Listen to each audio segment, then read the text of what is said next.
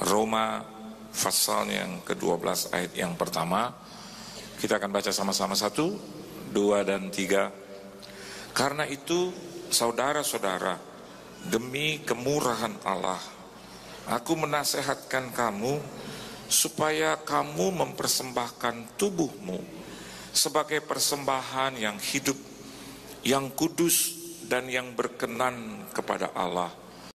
Itu adalah ibadahmu yang sejati. Dengan kata lain, nasihat firman Tuhan pada pagi hari ini adalah biarlah kita mengejar ibadah yang benar. Amin, saudara. Biarlah kita melakukan peribadatan yang benar atau yang sejati. Kenapa? Karena disitulah Tuhan berkarya dan kemuliaan Tuhan nampak dalam hidup kita. Bukan ibadah yang setengah-setengah, bukan ibadah yang dipenuhi dengan keterpaksaan, bukan karena kita orang Kristen saja, bukan karena kita ingin mendapatkan keuntungan saja, tetapi biarlah peribadatan yang saya dan Anda di tempat ini lakukan itu adalah satu ibadah yang menyenangkan hati Tuhan. Hari-hari ini kita melihat banyak kekristenan itu dipenuhi dengan kepalsuan demi kepalsuan, khususnya dalam peribadatan.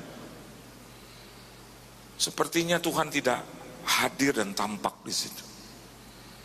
Kenapa demikian, saudara?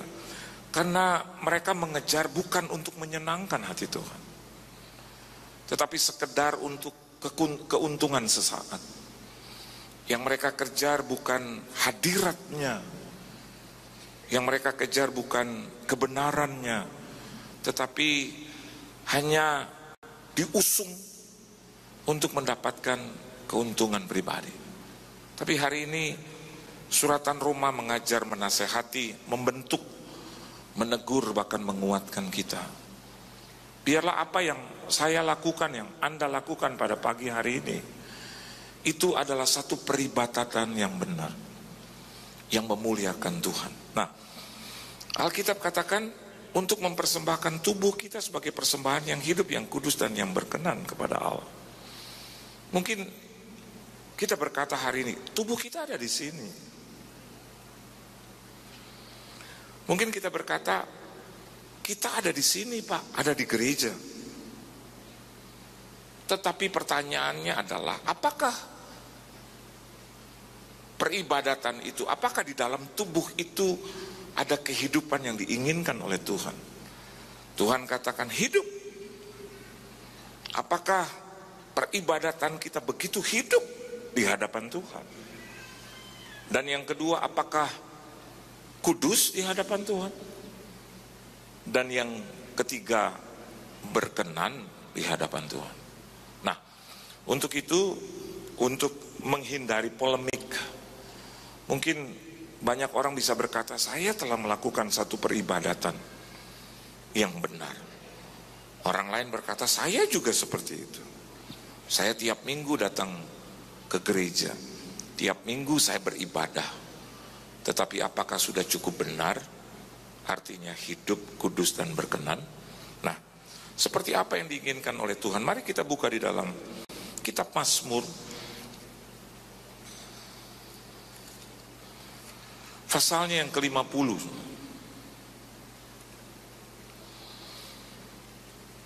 Tadi Roma pasalnya yang ke-12 ayat yang pertama ada satu perikop yang mengatakan tentang persembahan atau ibadah yang sejati. Nah, hari ini kita melihat di dalam kitab Mazmur pun perikopnya adalah sama, ibadah yang sejati. Mazmur pasalnya yang ke-50. Ini yang Tuhan ingin berikan kepada saya dan Anda, masukan-masukan kepada kita supaya kita menjalankan apa yang hidup, yang kudus, yang berkenan kepada Tuhan, supaya tidak sia-sia ibadah kita. Amin, saudara. Yang pertama, Mari kita baca di dalam ayatnya yang kelima dari Mazmur pasalnya yang ke-50. Alkitab katakan, bawalah kemari orang-orang yang kukasihi, yang mengikat perjanjian dengan aku berdasarkan korban sembelihan. Ya. Jadi di dalam peribadatan itu, ya, Tuhan menginginkan orang-orang yang dikasihi Tuhan, dan sebaliknya saya dan Anda di tempat ini mengasihi Tuhan. Karena Alkitab katakan, bukan engkau yang memilih aku, tapi aku yang memilih engkau. Bukan karena kasih kita yang membuat Tuhan mengasihi kita, tetapi sesungguhnya Tuhan yang pertama kali mengasihi kita, dan kita mendapatkan kesempatan untuk mengasihi Dia. Jadi jelas orang yang beribadah kepada Tuhan yang benar adalah orang-orang juga yang dikasihi Tuhan dan bisa mengasihi Tuhan. Nah, tipikal orang yang mengasihi Tuhan dan dikasihi oleh Tuhan, yang menjalankan ibadah yang sejati itu ada di ayat yang ke-7. Mari kita baca sama-sama ayat yang ke-7. Yang pertama, baca sama-sama. 1, 2, dan 3. Dengarlah, hai umatku, aku hendak berfirman, hai Israel.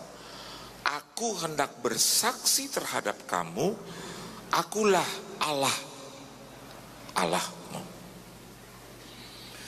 Kalau kita perhatikan ayat yang ke-7, di situ tertulis bahwa Tuhan itu bersaksi tentang kita. Tuhan itu bersaksi juga tentang dirinya sendiri kepada saya dan Anda di tempat ini. Nah, akhirnya kita mudah memahami. Jadi ibadah yang sejati itu yang pertama terdiri, kalau Tuhan sudah bersaksi, maka kita yang telah ditebus, kita yang telah mengalami kasih Tuhan itu, orang-orang yang memiliki ibadah yang sejati itu, di dalam hidupnya harus memiliki kesaksian-kesaksian hidup. Amin. Saudara. Yang pertama, kalau Anda memiliki ibadah yang sejati, maka dari hidupmu keluar kesaksian-kesaksian. Tidak bisa diam. Ada bentuk memuliakan Tuhan. Dan orang yang bersaksi harusnya dalam hidupnya juga keluar buah-buah yang benar dari kesaksian itu. Bukan hanya menyatakan Yesus baik, bukan hanya menyatakan bahwa Tuhan itu telah baik dalam hidupnya, amin. Tetapi selanjutnya ada buah-buah yang keluar, sehingga orang lain bisa menilai dan melihat. Di malam Imlek, saya diundang makan oleh seseorang. Saya kenal ini orang dari belum mengenal Yesus, tetapi saudaranya itu sahabat saya. Mungkin saya pernah cerita di sini. Orang ini seems like untouchable. Jadi tidak bisa disentuh dan tersentuh oleh katakanlah kekristenan. Dan acap kali sahabat saya ini menjadi iparnya suka bilang kepada saya, ayo cerita tentang Yesus. Kita sudah coba tiap-tiap kali kalau bertemu gitu ya, saya mulai dulu gitu, terus putar gitu ya, kan nggak bisa langsung gitu, terima Yesus kalau nggak mati, kan nggak bisa begitu. Terima Yesus kalau nggak sial kau bangkrut, itu pengutukan gitu. Jadi saya harus berputar dulu, ada hikmat, kebijaksanaan, akal budi marifat, ajak makan, ajak minum kopi ya. Orang ini kenapa saya katakan untouchable? Karena hampir semuanya dia punya. Bahkan dia sudah menjadi pengusaha yang sangat berhasil. Ya, asetnya itu triliun. Jadi mungkin biasanya orang-orang seperti itu untuk mengenal Tuhan dia akan katakan, saya nggak kenal Yesus aja saya diberkati. Biasanya begitu. Jadi saya lebih memilih untuk berputar sejenak tapi nanti masuk. Nah kalau saya sudah masuk tentang Tuhan dan pekerjaannya, dia selalu jawab. Karena dia pengusaha juga yang pinter. Wah kalau dia sudah bicara, rasanya itu semua mata dan telinga akan mendengarkan dia dan fokus. Dan kita bisa terbuai dengan apa ya, dengan sistem pengetahuan dia yang begitu rapi. Dia bisa cerita bisnis itu dari detail, dari awal sampai akhir. Sehingga akhirnya tidak heran bahkan yang Kristen sekalipun juga suka bener. Akhirnya kadang 7-8 orang teman-teman saya tuh yang Kristen suka tunjuk saya, bener dia Pak, bener. Tadi saya mau bilang, jadi gue gak bener gitu. Jadi kalau saya masuk lagi, iya memang, iya itu anugerah Tuhan ya bos ya. Bener Pak Yohan. Tapi, waduh kalau dia udah tapi lagi, udah selesai. Saya langsung minum teh aja, pasti dia ada jawaban. Nanti kalau saya pergi ke kamar kecil, nah teman saya ini yang menjadi saudara dia langsung bilang sama saya begini di kamar kecil, sikat aja bos, udah langsung aja, nubuatin aja. Waduh, bilang 3 bulan gak terima Yesus akan terjadi sesuatu. Kalaupun gak terjadi ya pokoknya kita udah ngomong gitu. Saya bilang, masa begitu? Gak apa-apa, lu gak tahu dia tuh jadi ipar gue udah puluhan tahun. Gue tahu banget, kepalanya tuh keras, lebih keras dari batu, hatinya itu udah membatu. Terus dia bilang dia kaya raya tapi pelitnya minta ampun. Saya bilang ya nggak boleh begitu juga kalau dasarnya karena dia pelit terus kau nggak dibagi, nggak boleh juga begitu. Terus dia bilang wah lo nggak tahu sih, tapi betul. Selama bertahun-tahun saya alami itu. Sehingga satu saat teman saya itu tanya kepada saya, kenapa dia belum bertobat-tobat? Kenapa susah banget? Saya bilang, waktu kita bukan waktu Tuhan pertama. Yang kedua, ini kalau boleh sekarang saya bersaksi kepada kau. Dia tanya, kenapa? Boleh nggak gue ngomong? Boleh, asal jangan menyakitkan. Nah, ini persoalan menyakitkan atau tidak. Saya bilang, karena kau di dalam hidupmu belum keluar buah-buah kesaksian itu. Terus dia bilang begini, ini menyakitkan. Kau sebagai ipar, kau sebagai orang Kristen, kau sebagai anak Tuhan, kau masuk juga dalam pelayanan, dari hidupmu dia harus lihat itu. Kristus yang keluar, buah-buah dari Kristus yang keluar. Dia lihat saya terus akhirnya dia bilang, benar sih. Bahkan bukan hanya dia ngomong begitu, saya dengar sendiri dari iparnya itu. Kadang-kadang kalau teman saya itu lagi pergi atau belum datang, iparnya suka ngomong. Itu dia bilang, ipar saya tuh temanmu itu yang jadi saudaraku. Aduh, orangnya kalau ngomong kata-katanya kotor. Nah, memang kadang-kadang kalau macet, kalau lagi emosi di restoran, Kristen ini teman saya, 26 tahun sudah Kristen. Tapi aduh, dia bisa berdiri terus keluar kata-kata kalau yang dia tidak senang gitu saudara. Dasar, kecoa kau, cicak gitu. Semua keluar kata kotor semua. Wah, itu meja bisa ditebalikin. Nah, akhirnya saya bilang, bagaimana mungkin dia bisa terima Yesus yang hidup kalau dari engkau yang menyatakan Yesus yang hidup itu berbeda, nggak ada buah yang keluar. Anggap maksud saya. Jadi begini, yang harus dibenahi itu bukan dia tapi kau. Terus saya bilang, hidupmu aja susah. Kau mau bercerita tentang Yesus yang hebat, hutangmu aja bertumpuk. Bahkan engkau hutang sama dia belum bayar-bayar. Terus dia bilang, itu menyakitkan. Biar ini dulu dibenahi, baru ini menang.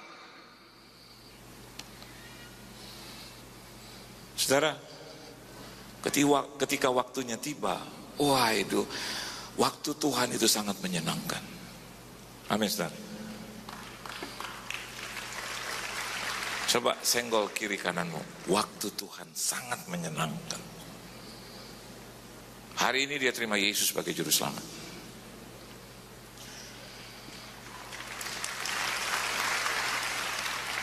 Sederhana. Dia boleh punya triliun, tapi keselamatan itu dari Tuhan. Kesehatan dari Tuhan. Ditutup aja sedikit kesehatannya oleh Tuhan, selesai. Pergi ke 20 dokter di seluruh dunia, nggak sembuh-sembuh. Sesek napas, stres.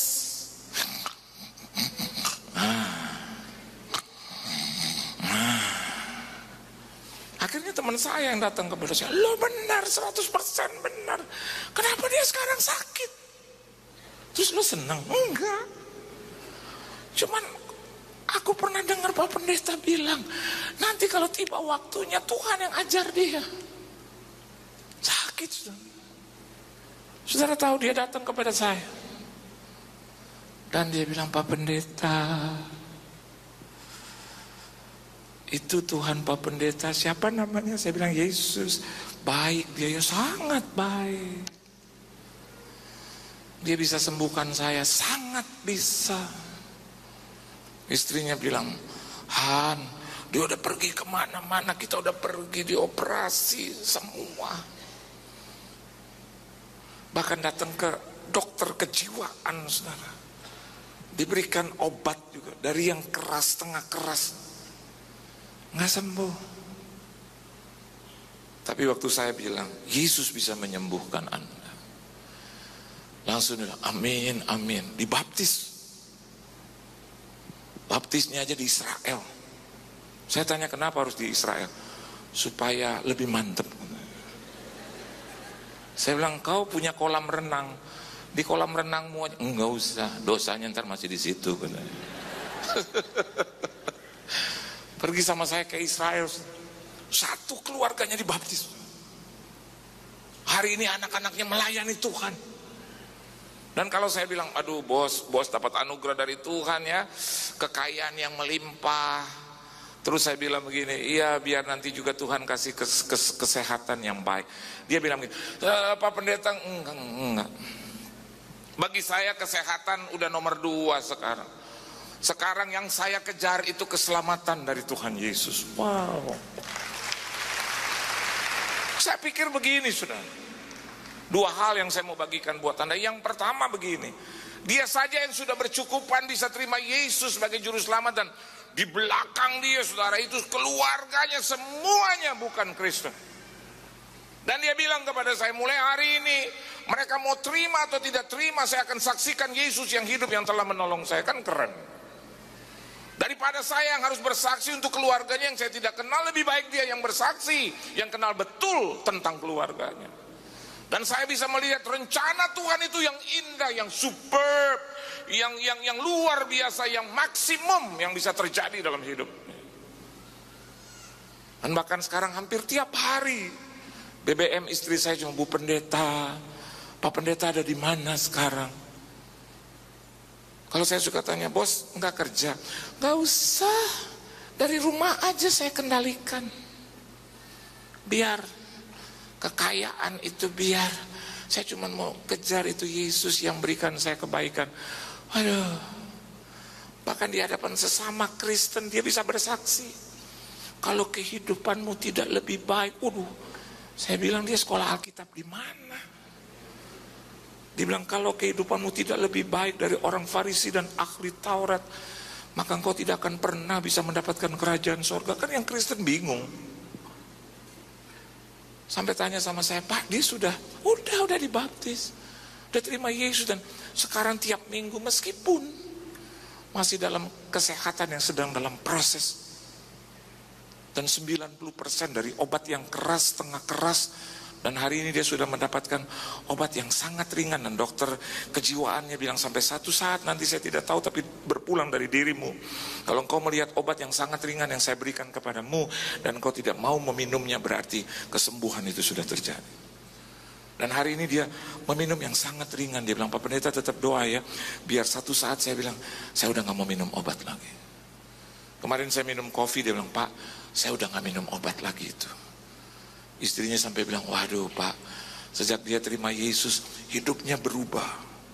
Dulu kalau ngomong muter-muter, pandai, penuh dengan pengetahuan. Hari ini kalau bicara dengan istrinya begini, Yesus yang baik mah, tidak ada seorang pun yang pinter. Yesus lebih pinter dari semuanya. Wah keren.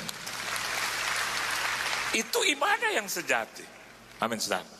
Ibadah sejati bukan hanya duduk saja di gereja, tetapi bagaimana Anda keluar, Anda menyaksikan kebaikan Tuhan dari apa yang kau dengar di gereja. Itu yang pertama. Yang kedua, coba Anda lihat ayat yang ke-14. Kita baca bersama-sama ayat yang ke-14. 1, 2, dan 3. Persembahkanlah syukur sebagai korban kepada Allah. Ini yang kedua. Tanda-tanda orang yang memiliki ibadah yang sejati, yang mempersembahkan tubuhnya sebagai korban persembahan yang hidup, kudus, dan berkenan kepada Allah, selalu bisa mempersembahkan ucapan syukur, selalu bisa mempersembahkan tindakan syukur. Meskipun hari ini belum tertolong, dari ucapan dan tindakannya tetap bersyukur. Amin saudara. Meskipun berat hidup, tapi tidak ada keluar kata-kata yang negatif, tidak ada yang keluar tindakan-tindakan yang negatif, tetap bisa bersyukur. Tuhan sangat senang dengan orang-orang yang bisa menerima kehidupan yang dianugerahkan Tuhan kepada kita dengan ucapan syukur. Itu nilai yang sangat tertinggi, bukan hanya orang-orang yang menjalani hidup saja, bukan orang-orang yang hanya menikmati hidup saja, tetapi orang-orang yang juga bisa bersyukur atas apa yang Tuhan izinkan terjadi dalam hidup kita.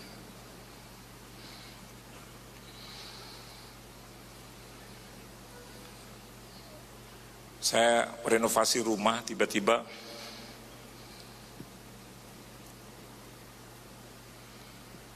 orang yang berjanji kepada saya jatuh di dalam kebangkrutan. Dan saya yang bilang sama dia, bos, udah, bos urus saja bisnis bos. Rumah saya nggak usah diurus, nanti Tuhan yang urus. Dan selama 2 bulan, saudara, tidak terurus.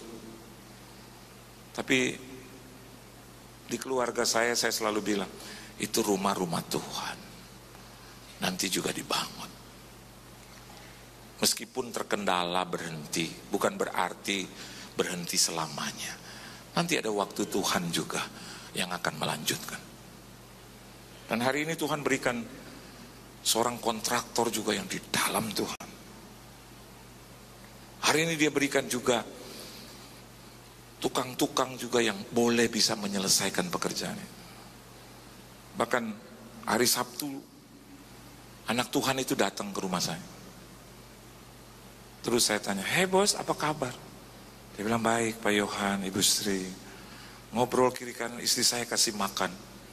Sama istrinya juga, "Ayo makan Bu." Dia bilang, "Aduh terima kasih." "Pak makan Pak, terima kasih." Hampir 2 jam kita ngomong tentang Tuhan. Kita nggak ngomong tentang rumah. Karena saya tahu itu rumah-rumah Tuhan.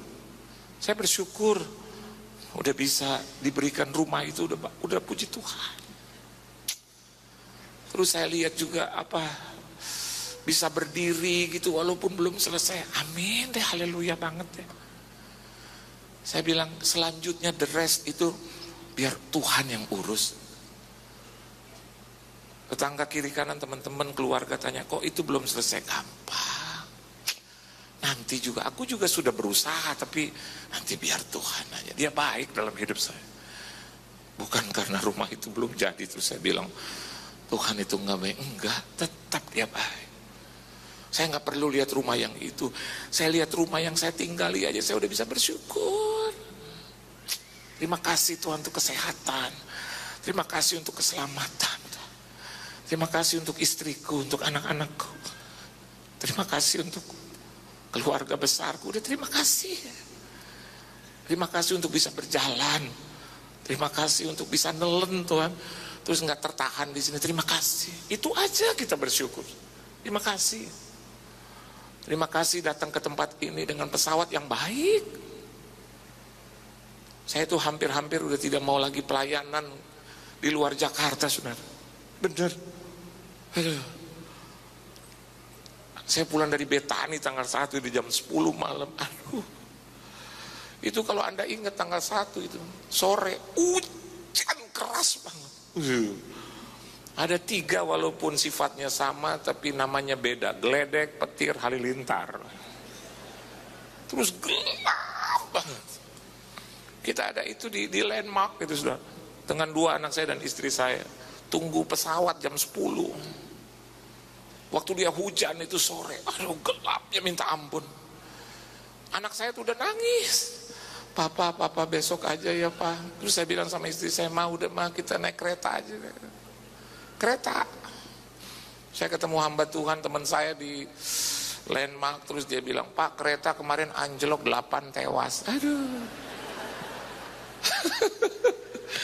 Saya bilang masa saya harus jalan kaki dari Jakarta, dari Surabaya Jakarta. Cuma saya pikir gini, aduh saya bersyukur deh untuk hidup. Biar Tuhan deh yang urus. Istri saya bilang, dia tegar. Dia bilang, ada Tuhan. Saya bilang, gue tahu Tuhan ada mah. Tapi kalau lagi gelap begini, jantungku tuh suka agak kadang gak sehat. Apalagi saya tahu kan 28 kan dinyatakan hilang itu AirAsia. Bener loh saudara. Aduh, baru 10 menit naik. Itu pramugari baru dorong, dia punya apa namanya itu, stroller begitu. Tiba-tiba dari pilot tanda begini, ting dung ting dung ting dung ting dung ting dung ting dung. Ini tanda bahaya apa tukang es gitu. Biasanya kalau ada turbulence cuman ting dung gitu. Silakan kembali ke tempat duduk dan pasang sabuk pengaman Anda dan tidak diperbolehkan untuk pergi ke kamar kecil gitu. Udah, kita tunggu nanti 5 menit. Tapi kalau ting dung ting dung ting dung ting dung ting dung, anak saya hitung tuh 2, 3 banyak banget. Berarti saya punya awan tebal banget. Waduh, itu pramugari lari ke belakang sudah dan ke depan, dan sampai pesawat itu mendarat nggak balik-balik. Saudara tahu berapa lama dia goyang? 45 menit. Waduh, Yesus. Ke kiri 2, ke kanan 2. Saya lihat itu petir. Aduh, ke kanan Halilintar 2. Saya yang paling besar, saya harus mengaku di hadapan saudara. Ucapan saya, perkataan saya, suara saya yang paling besar di pesawat itu. Yesus, Yesus, Tuhan, Yesus, Yesus. Saya nggak malu lagi, biar di ujung, biar satu pesawat hanya cuma 4 kita yang Kristen, nggak jadi masalah. Yes, aduh, Tuhan, Tuhan Yesus, aduh. Anak saya di sebelah kiri yang bungsu itu sudah nangis di pundak saya. Bapak, Yesus, Yesus, Yesus. Saya mau bilang, saya bukan Yesus, saya bukan Yesus, saya papamu gitu. Nangis saja sama Tuhan Yesus gitu. Saya aja takut gitu. Gimana saya harus pegang ketakutan anak saya? Saya mau bagi ketakutan saya sama dia gitu. Terus saya mau lihat istri saya karena dia yang paling bertanggung jawab. Pertama dia yang jadwalkan di Betani. Dia yang pegang jadwal sepanjang tahun. Yang kedua, dia yang tidak mau naik kereta api. Saya tadi bilang naik kereta api aja. Biar 21 jam, 4 hari 4 malam, biar. Berhenti lagi di Semarang 2 hari setengah, nggak apa-apa. Cirebon 8 hari, nggak apa-apa. Yang penting nyentuh darat gitu. Ini kan nowhere, kita nggak tahu di mana tuh. Udah gelap saudara, udah 10:30 malam. Aduh. Terus Yesus Tuhan. Begitu saya lihat kanan, saya mau tunjuk istri saya. Memang sudah puluhan tahun saya udah nggak tunjuk dia. Hari ini saya mau selesaikan. Sebelum kita terjadi apa-apa, kita tunjuk dulu gitu. Saya mau bilang, kamu bener-bener mah nggak pernah mau ikut imam gitu. Waktu saya tunjuk dia, tiba-tiba dia lagi begitu. Yesus, udahlah. Ini wanita tegar aja udah, Yesus. Saya bilang, Tuhan kemana lagi saya mau minta pertolongan. Di belakang dia ada ibu-ibu. Itu doanya tangannya naik ke atas. Saya udah nggak tahu lagi agama dia apa. Dia cuma, wah ini urusan masing-masing gitu. Tiba-tiba Tuhan, wah kalau kita udah begitu, jujur nih, janjinya banyak. Saya berjanji banyak. Tuhan, mau hidup lebih benar lagi. Tuhan benar, nanti saya pokoknya saya akan melayani kau lebih setia, taat, semua perkataan keluar mulut Yesus. Hai dong Tuhan, tapi sebelumnya daratkan dulu ini pesawat. Bagaimana janjiku bisa terrealisasi kalau belum mendarat? Begitu mendarat, agak lupa juga janji.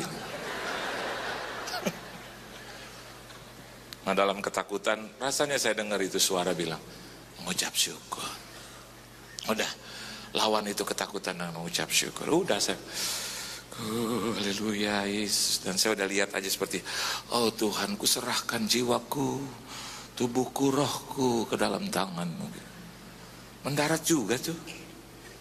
Waktu mendarat saya dengar suara Tuhan, begitu aja takut. Beri tepuk tangan yang meriah betul.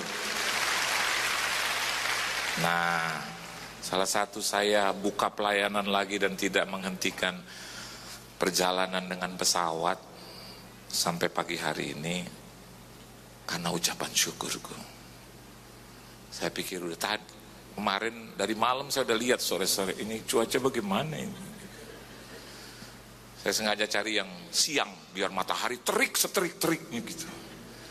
Tapi terus saya pikir matahari gelap, nggak ada gelap ya, mau siang ada bulan lagi gitu. Tapi kalau saya bersyukur, pasti Tuhan sertai.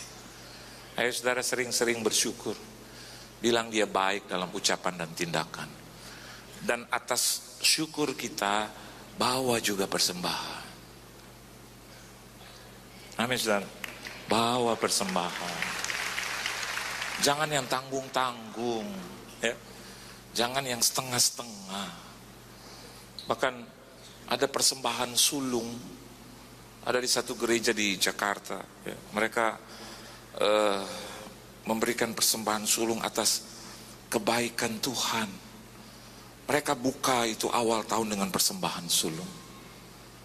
Supaya apa? Supaya dari bulan Januari sampai Desember gitu. Mereka bayar itu karena Tuhan baik dalam hidup mereka. Dan kotak-kotak itu dipenuhi dengan persembahan-persembahan ucapan syukur.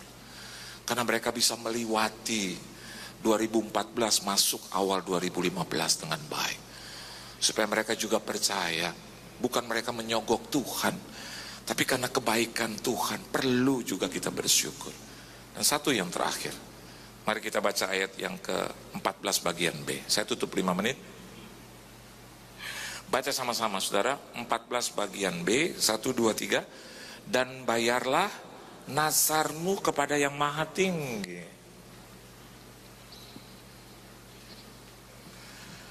Nasar itu adalah doa kita yang disertai dengan janji yang kita ikatkan kepada Tuhan sampai janji itu terpenuhi. Dan jangan pernah lupakan nasar itu. Waktu awal saya jadi hamba Tuhan, mama saya selalu berdoa buat saya. Dan keluarga saya minta supaya mendoakan saya. Dan untuk menambah, ini menurut saya, daya gedor itu. Saya dan Anda di tempat ini perlu juga bernasar, kalau memang itu perlu. Saya bilang sama mama saya, "Ma, doain terus aku, biar Tuhan berkenan." Dan aku tahu selain doaku, doa mama itu spektakuler. Because you are my mother and you heard first. Karena kau yang mendengar pertama, aku akan menjadi hambanya. Jadi aku kembalikan lagi kepadamu. Dan ketika doamu itu dijawab Tuhan, terrealisasi dalam hidupku, nah saya bilang itu, saya janji sampai mati aku akan memberkati engkau. Dan bukan hanya memberkati, aku akan tanggung seluruh keberadaan, keperluan, kebutuhan hidupmu. Saya berlutut di bawah kaki ibu saya. Dan apapun yang mama minta, kalau saya diberkati di hadapan Tuhan, itu nasar itu. Saya akan berikan kepada mama, apapun. Memang seringkali nasar gampang, tapi bayarnya itu yang susah. Tapi percayalah saudara, kalau Anda berani nasar dan lebih hebat lagi berani membayarnya, sepanjang hidupmu diberkati. Itu persembahan, itu ibadah yang sejati. Dan saya bukan sombong, sampai mati. Sampai mati. Tidak ada permintaan ibu saya yang tidak saya jawab, enggak ada.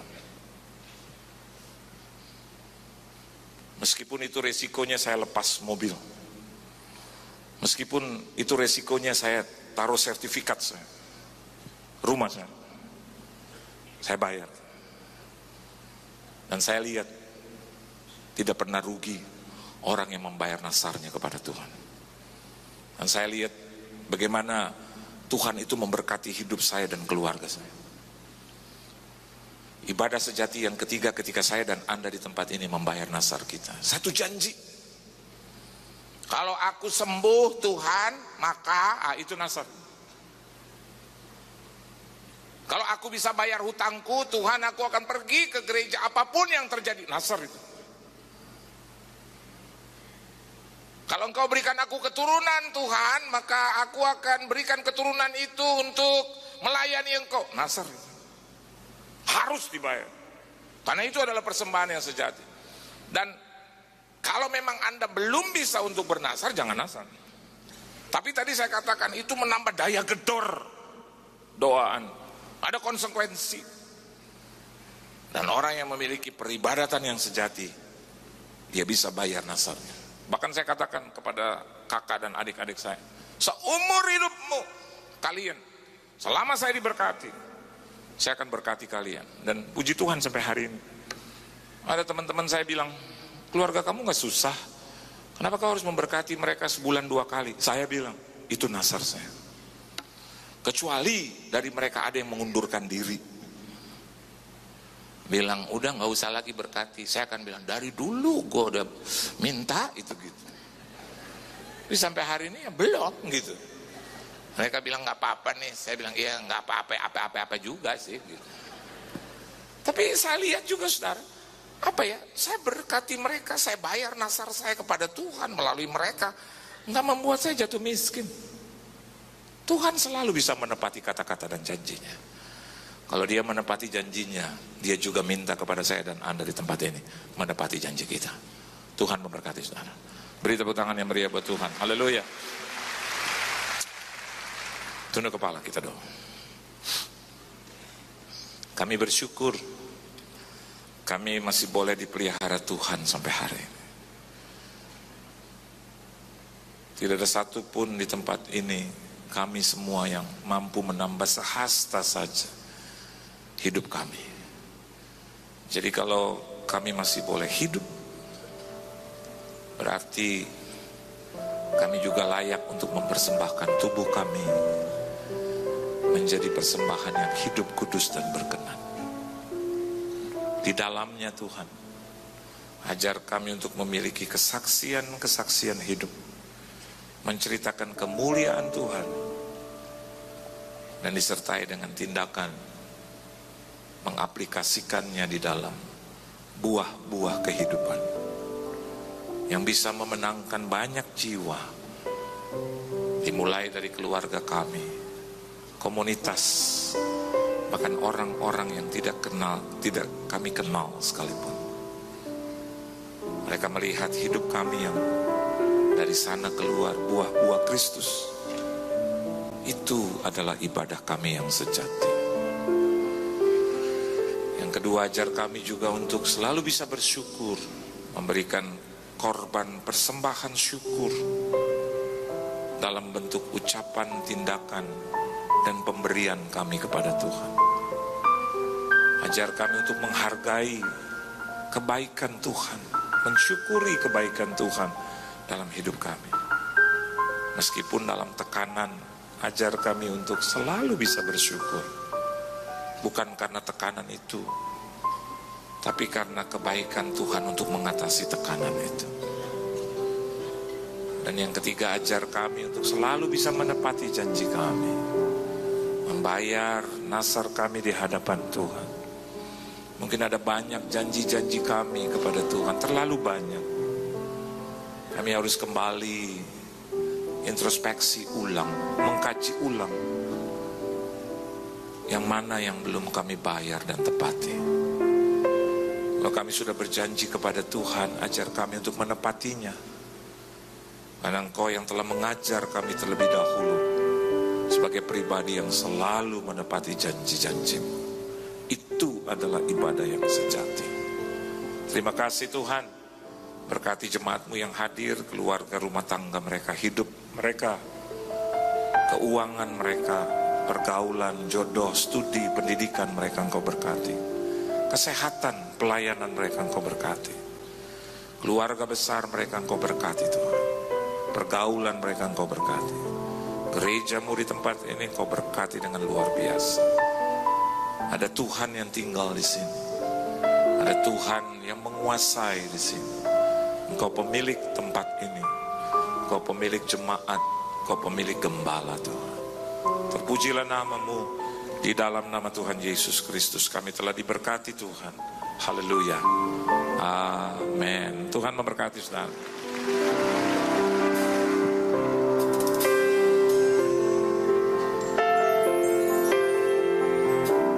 Saya undang para hamba Tuhan untuk bisa maju ke depan.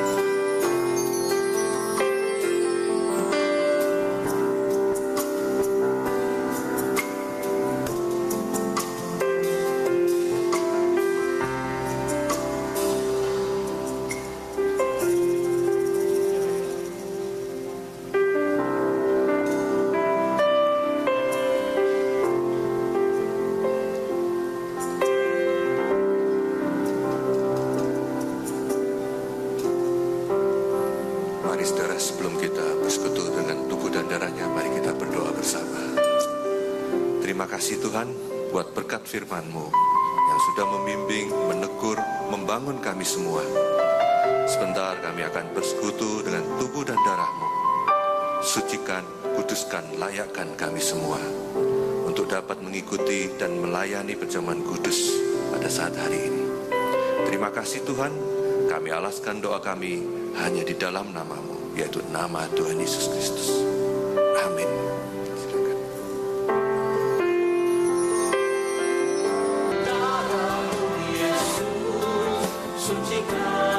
Saudara kita dilayani, mari kita bangkit berdiri bersama.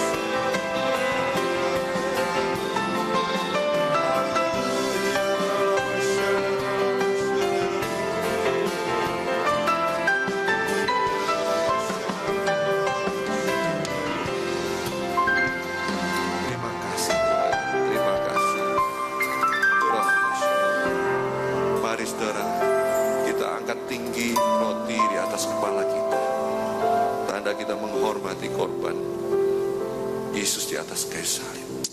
Kira-kira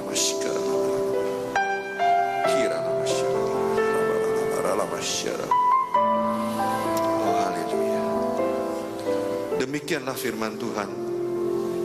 Dan ketika mereka sedang makan, Yesus mengambil roti, mengucap berkat, memecah-mecahkannya, lalu memberikannya kepada murid-muridnya, dan berkata, ambillah, makanlah, inilah tubuhku.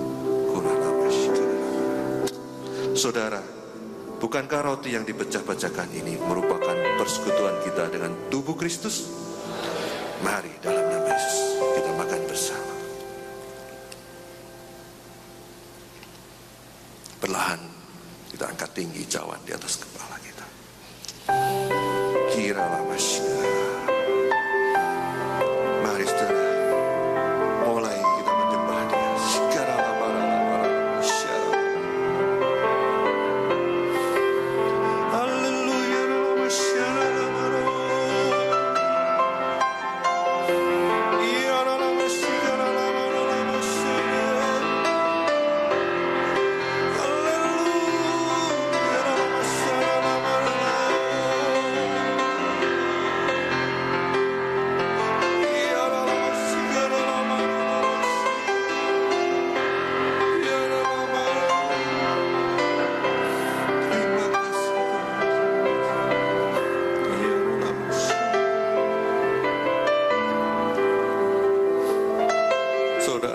Demikianlah firman Tuhan.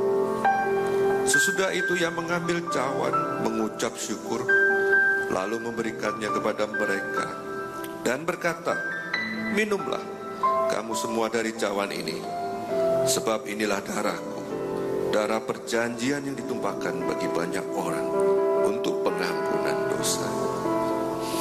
Saudara, bukankah cawan berkat yang atasnya kita ucapkan syukur merupakan persekutuan kita dengan darah Kristus?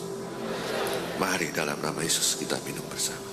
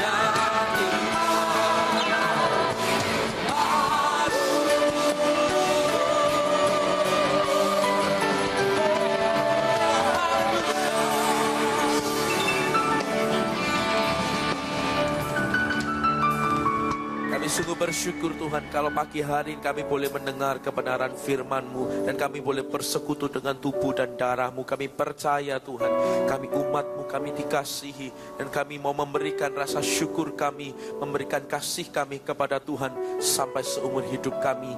Terima kasih Engkau memberkati hamba-Mu yang telah menyampaikan firman. Kami percaya Tuhan Kau tambah-tambahkan pengurapan-Mu di dalam kehidupan beliau. Apapun yang beliau kerjakan, pekerjaan pelayanan, semuanya kami percaya semua semakin hari semakin mempermuliakan nama Tuhan. Sungguh kami bersyukur pagi hari ini. Kalau sebentar kami akan memberikan korban persembahan, Tuhan kami rindu memberi korban yang terbaik bagi Tuhan. Kami percaya korban kami ini akan mempermuliakan nama Tuhan dan menyenangkan hati Tuhan. Dengan kesungguhan hati kami memberi yang terbaik hanya bagi Tuhan. Dalam nama Yesus semua kita katakan bersama.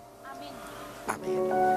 Silakan Bapak Ibu duduk kembali. Sementara Bapak Ibu memberikan korban persembahan, akan ada beberapa pengumuman. Tuhan memberkati.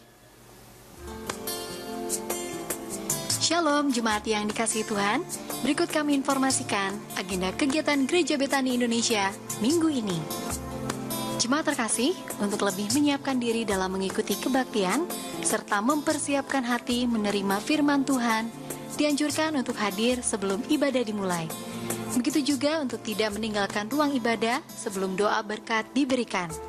Dengan demikian ibadah tetap berlangsung hikmat hingga selesai. Hadirilah doa pagi dan KKR doa setiap hari Sabtu di Graha Betani Nginden. Doa pengurapan dimulai pukul 3 pagi. KKR doa dimulai pukul 4 pagi sampai dengan selesai. Mari bergabung dalam ibadah altar. Dengan kesatuan hati DFA, Anda dapat bertumbuh bersama dan memenangkan jiwa. Info Family Altar terdekat dengan rumah Anda, silakan menghubungi Departemen Family Altar di 031 593 6880. Bagi jemaat Betani Indonesia yang membutuhkan pelayanan kunjungan, kematian, orang sakit, atau kunjungan doa, dapat menghubungi koordinator dan diaken setempat, serta mengisi formulir yang disediakan. Atau telepon di 031 593 6880 setiap hari mulai jam 8 pagi sampai 10 malam. Demikian jemaat terkasih, pengumuman untuk saat ini. Tuhan Yesus memberkati. Seperti wanita mengurapimu, menangis di bawah kakimu. Demikian hidupku mau mengasihimu. Yesus, Engkau baik bagiku. Sampai akhir ku menutup mata, ku tetap setia menanti janjimu. Sampai ku dapatkan mahkota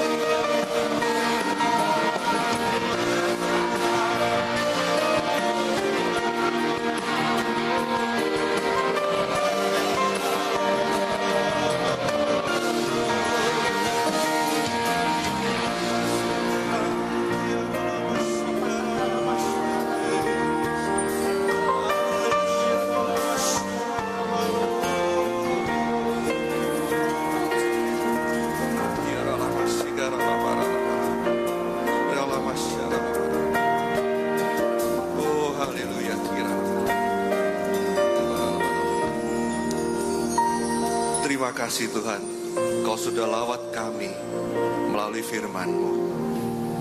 Terima kasih Tuhan buat segala kebaikan-Mu yang boleh kami terima. Terima kasih Tuhan, terima kasih.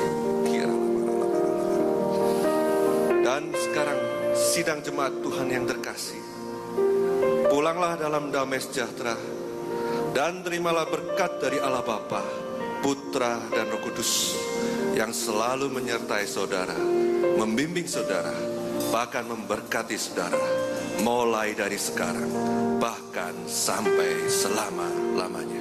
Yang percaya mari kita katakan amin. Selamat pagi, Tuhan Yesus memberkati.